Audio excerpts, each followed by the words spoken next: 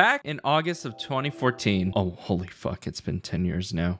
A new demo was shadow dropped onto the PS4 store by the name of ET, just short for playable teaser, by the way. No one had any idea what it was or who it was from. Who the fuck is that guy? But it immediately put everyone on notice. And keep in mind, this is back in 2014 when like YouTuber Let's Player were at the peak of entertainment. Fucking God! Snoop Dogg!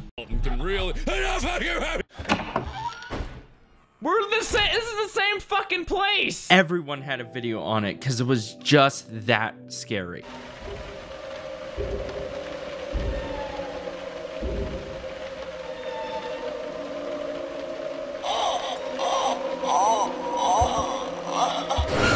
I'm gonna say what nobody else is willing to say. America has a fat law crisis. It had the right blend of crypticness, it was scary, and there was something special to it. It was just so well executed. The graphics at the time, and even to this day, are still incredibly realistic. The lighting, the atmosphere, the sound design, and it was only one room. It was technically only a hallway. It is the perfect example of simple but effective. As you load it in, you begin to hear this radio chatter of a horrible murder that occurred in the house that you're currently in.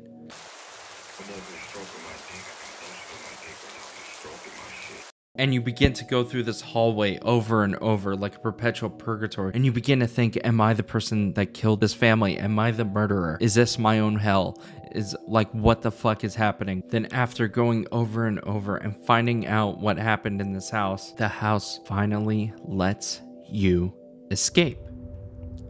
As you leave, a cityscape is illuminated by a couple of street lamps. You hear footsteps approaching, and then you begin to see a man appear.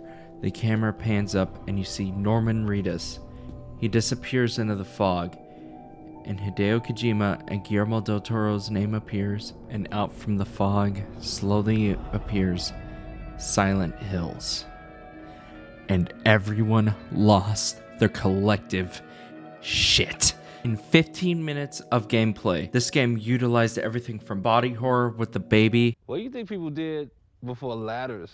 Was it just like, well, I can't fix that shit? Lighting and audio choices that truly immerse the player into an area of which they know they have no control of. Utilizing the uncanny valley with Lisa's like that really fast head movement from like Jacob's Ladder back in the day. You truly feel isolated with no audio or no dialogue being said at all, except from outside forces that you know nothing about, and your own brain just taking over. You start to fill in the gaps and you try to theorize and make cognitive sense of what exactly is going on here. Even from an overall design perspective, considering one, it's a hallway, and there's only one way in and one way out, you begin to grow accustomed to every little detail in the area. You're always inclined to explore the little atriums, the little crevices in the corner. You just always want to keep looking. The game always encourages you to progress and play the house the way the developer and the entity that controls Silent Hill wants you to. It encourages you both to face your demons, both literally and figuratively, through dialogue and just saying them all the time.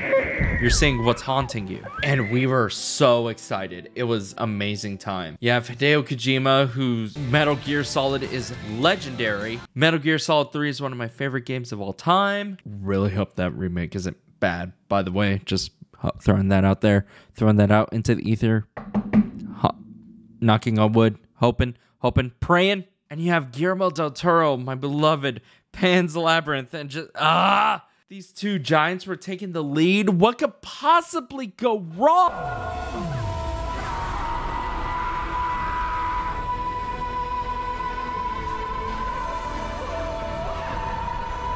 And everyone was at shock for what the hell just happened. Now, with the hindsight of everything that's happened in the almost decade, and in order to understand what happened, we're gonna have to take a look at a game called Dragon Collection.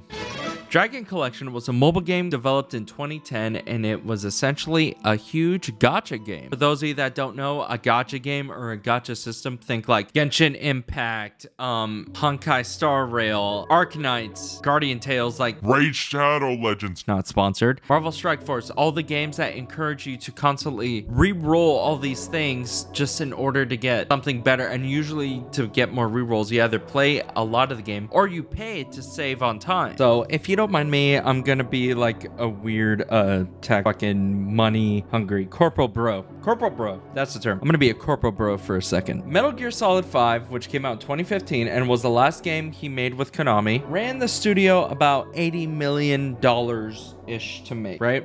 And Metal Gear Solid 4 came out in 2008 ish. Oh my god, it's 16 years. Oh shit. So at most between 2008 and 2015, it took the studio and company as a whole around 7-ish years. Yeah. And on launch, it returned about 179 million. So it took about an 8-year investment of double the cost, right? Or double money back, right? Whereas Dragon Collection took only about a year of development and under $1 million to develop. And it makes them significantly more money, like by a long shot. I believe if you can go back and look on the records, you'll see that almost a majority of the revenue during this period of time, and even to now, maybe until like the last 2020 or so. So just from a big like business perspective, why would I give someone 80 times the budget to make an artsy game that may or may not get any money back, and I have to wait 7 years for any profit, whereas I can just give this guy and a handful of developers significantly less money and then get an immensely larger profit for a longer period of time, and all I would need to pay is like upkeep and whatnot. It's all DLC and microtransactions and you. Do you want a chicken nugget? And essentially create a gambling scheme and just activate the dopamine receptor when you just need one more pull. Just one more pull. I don't have a problem. I just need one more pull. 100% of losers give up on the way. I'm not early. I'm not gonna need it. I need that fucking gacha. I need that. So Konami shifted priorities. Just to cut it short, Konami proceeded to shut down production on Silent Hills and nearly every other title that they had, like Castlevania, Contra, kind of Metal Gear, and then eventually threw it all into pachinko machines. Why are we still here? Just to suffer? Because we gotta gamble. Life's a gamble. Just quick add a character statement real quick. This isn't part of the bit. I just want to say this. We always talk about how game development is the epicenter of art, tech, and profitability. And it's moments like this where it's always a constant reminder that we will always be like the higher ups will always be focused on profitability and just some like weird niche tech no matter what. And I really hate that. It really makes me depressed all the fucking time. And most of that stuff is out of our control, and all we can do is kind of roll with the punches and hope we hit a greater point where like art and like gameplay actually wins in the end. But the give and pull of this industry always hurts me. Honestly, if you would love to learn more about all the stuff that Konami did during this time, I really recommend looking at the SVG article that I'm going to post in the description. The one thing I do want to pull out of the article though was that during the last like 6 months of development, arguably the most important time during a development, by the way, Kojima was locked up in a separate room and forced to work on even a different floor from the rest of his team, communicating only through proxy, which is like through a chat like Teams or Discord or whatever. Not Discord obviously, but like through a separate channel, never in person. And if you just look at any of Kojima's work in general, you know he's extremely hands-on with everything. And I couldn't imagine what it's like on someone's mental who's that creatively entwined and passionate with the thing that they're creating, to take away that teamwork and to take away what they dream of doing and what they enjoy doing almost every day. Honestly, I want to keep going on this, but I do want to switch because this part makes me really depressing, and I'd rather just celebrate the victory that this 15 to 30 minute demo did. And if you want to read more, I really recommend looking at that article. That article is amazing. Just check the description when you get the chance. Be a bro and open the fold. Following the fallout, he went to go start Kojima Productions, backing of Sony as an independent studio, quote-unquote independent studio, but he obviously has a lot of funding considering he's Hideo fucking Kojima. Created Death Stranding with, of course, Norman Reedus and Guillermo del Toro and so many other celebrities. And you can even see like leftovers of the vision he had or the ideas he had at that time. Like even the baby being this in-between of life and death, similar to how Silent Hill is this whole like weird purgatory in a way, and it's kind of cool. By the way, someone at one point mentioned that opening, I think it was a trailer or a demo, there's a scene where like Norman Reedus is holding a baby at the beach. That Norman Reedus, or Sam, is a self-insert of Kojima mourning the loss of him not having Metal Gear, his baby, anymore, and it kind of really messed me up. The inspiration went on everywhere throughout the industry, even to games that came out just last year with Alan Wake 2, with the looping cave and tunnel sequences when you're going to the, and then of course the red and green color scheme that came through. I kind of just pushing that's my theory craft, but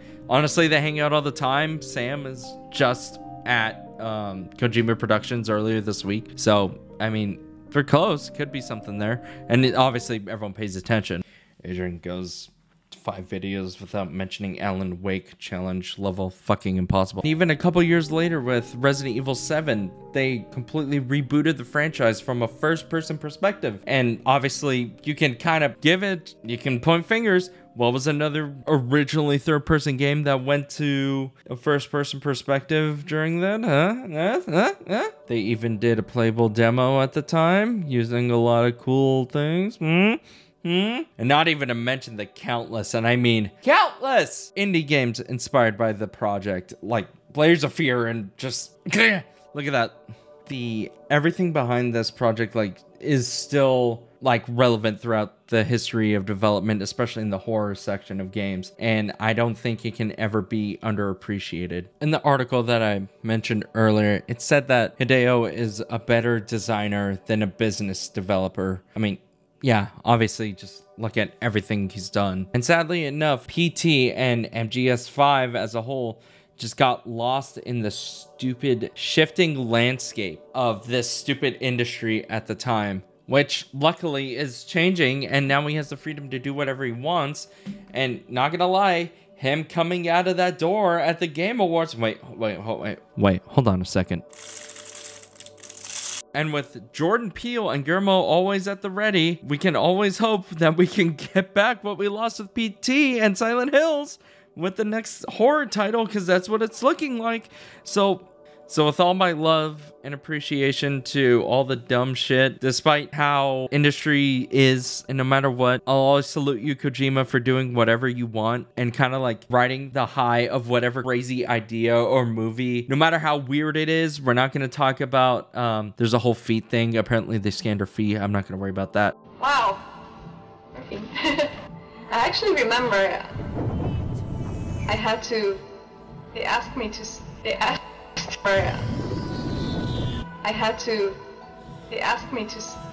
to scan my,